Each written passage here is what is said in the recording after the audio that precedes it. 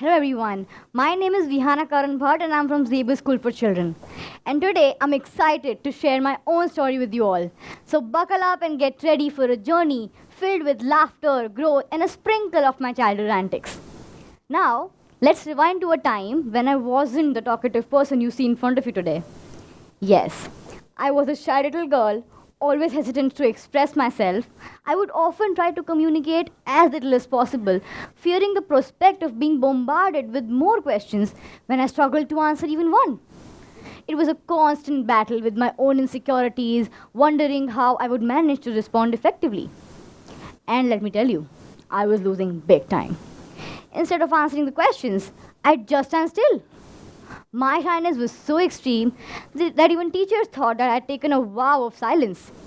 And as a 9-year-old, trust me, I had not taken any vow of silence. No one would ever select me as an anchor for school programs. I mean, who needs a whispering anchor, right? And let's not forget how my studies suffered too. I was like a silent encyclopedia with all this knowledge, but no one to share it with. I would not ask doubts, as I would feel, what if my question is foolish? What if people laugh at it? Can you just imagine how quiet I was before?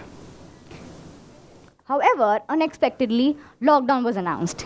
And while this period posed challenges for the most people, it turned out to be a golden opportunity for me.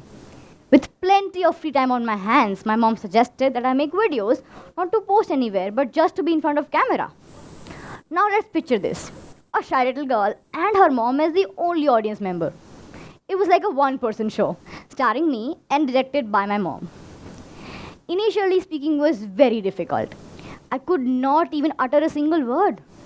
But every time that I faced the camera, it made me more and more confident. As days turned into weeks and weeks turned into months, I witnessed a remarkable transformation. It was like I had discovered a secret superpower. Talking. Well, who knew? Now I could narrate stories or showcase my artwork in order to be familiar with camera. You would not believe. I started to make videos for every other family member's birthday or anniversary. For an instance, once at a resort, my mom forced me to speak on stage. And to be honest, that seemed as difficult as clearing a JEE exam. During this time, I was also able to take a Bhagavad Gita course, which taught me the importance and beauty of courage, pushing me beyond my boundaries to overcome my fears. Well, uh, surprisingly, this period of lockdown became a turning point for me. Not only did my drawing skills improve, but my parents also encouraged me to be in front of camera more often, helping me gain confidence in expressing myself. Well, I recall my father conversing with me solely in English to enhance my language skills.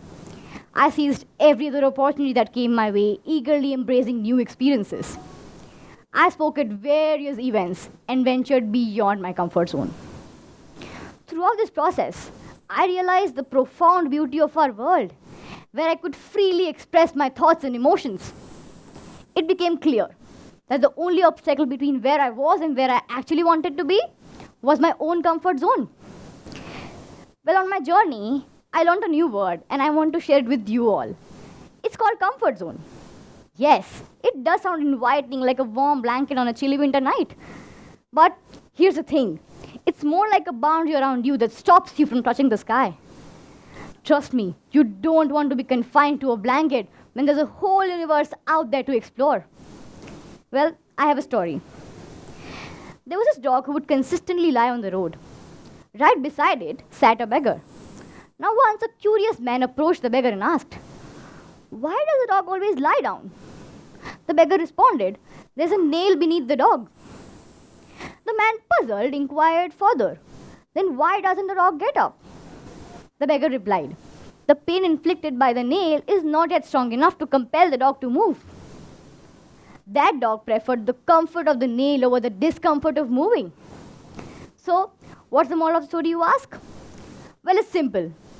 Even though the dog was lying on a painful nail, it chose to stay in its comfortable position because the pain wasn't strong enough to force it to move. It's just like our comfort zones. We stick to them because we are used to them, even if they are holding us back.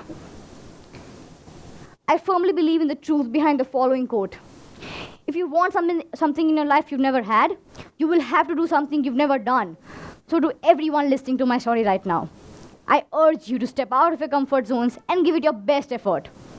Whether it's conquering your fear of public speaking, trying your hand in something completely new, or busting out some killer dance moves, the world is your stage.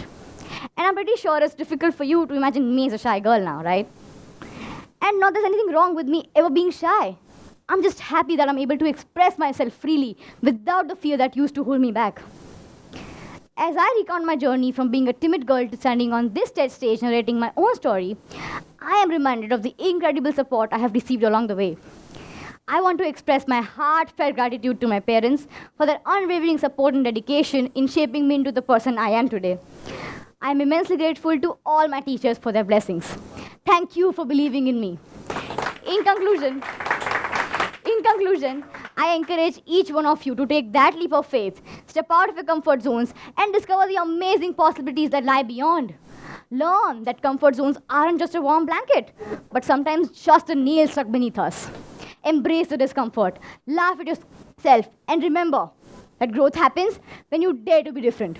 Thank you once again for being a part of my story, and may your own journey be filled with adventure, laughter, and the courage to step out of the cozy comfort zone. Thank you for your attention.